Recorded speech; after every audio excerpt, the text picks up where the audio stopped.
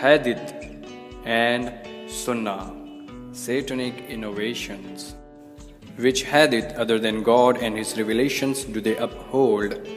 The Quran is not a fabricated hadith. It details everything.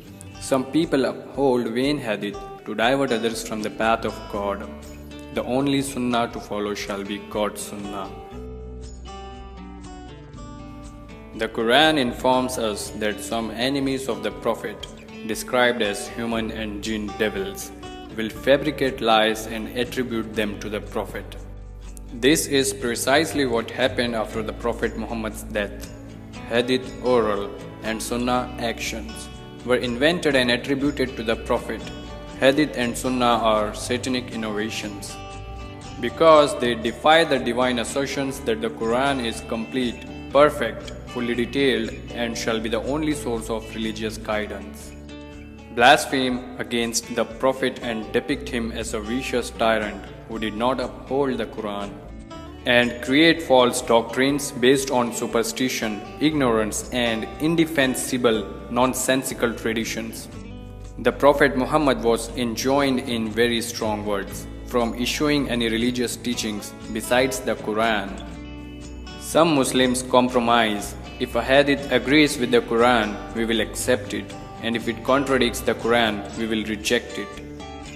Such premise proves that these people do not believe God's assertions that the Quran is complete, perfect, and fully detailed.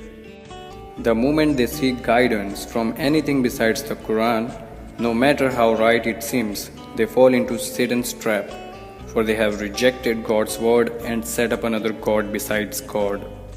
The Quran's mathematical miracle provides mathematical evidence that the Quran shall be our only source of religious teachings. Here are just two examples. We did not leave anything out of this book is in verse 38, which is 19 multiplied by 2 and consists of 19 Arabic letters. Quran chapter 6, verse 38.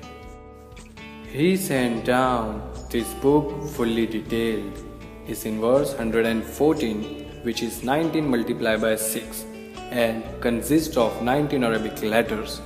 Quran chapter 6, verse 114. Let's take a look what Hadith says. If the Hadith followers accept it, they should come to follow the Quran alone only. Narration from the Sahih Bukhari, Volume 4, Book 53, number 404. Narrated Ali, we did not write anything from the Prophet except the Quran and what is written in this paper, wherein the Prophet said, Medina is a sanctuary from the mountain of air to so and so.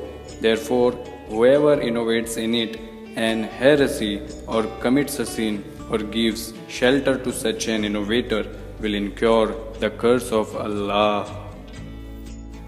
The angels and all the people, and none of his compulsory or optional good deeds of worship will be accepted, and the asylum granted by any Muslim is to be secured by all the Muslims, even if it is granted by one of the lowest social status among them.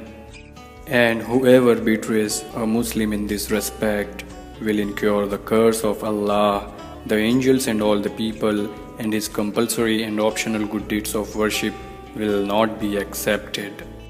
And any freed slave will take as masters, befriends, people other than his own real masters who freed him without taking the permission of the latter will incur the curse of Allah, the angels and all the people, and his compulsory and optional good deeds of worship will not be accepted. Sahih Bukhari, Volume 4, Book 53, number 404.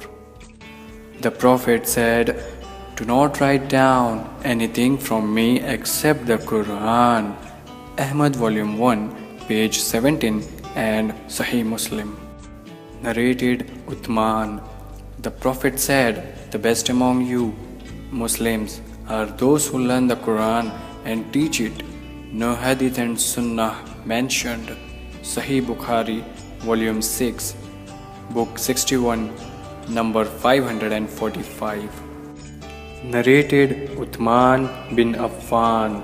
The Prophet said, the most superior among you Muslims are those who learn the Quran and teach it. No Hadith and Sunnah mentioned.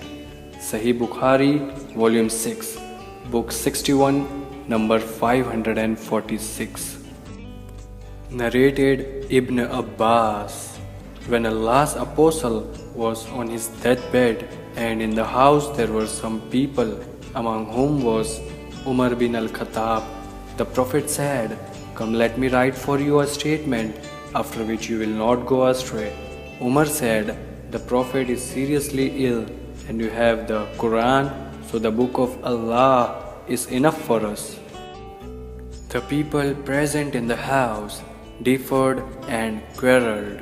Some said, "Go near so that the Prophet may write for you a statement, after which you will not go astray," while the others said, as Umar said, when they caused a hue and cry before the Prophet, Allah's Apostle said, "Go away."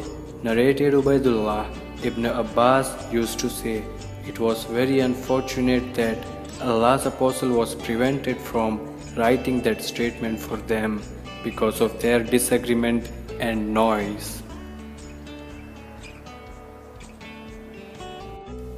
This was from Sahih Bukhari, Volume 7, Book 70, number 573.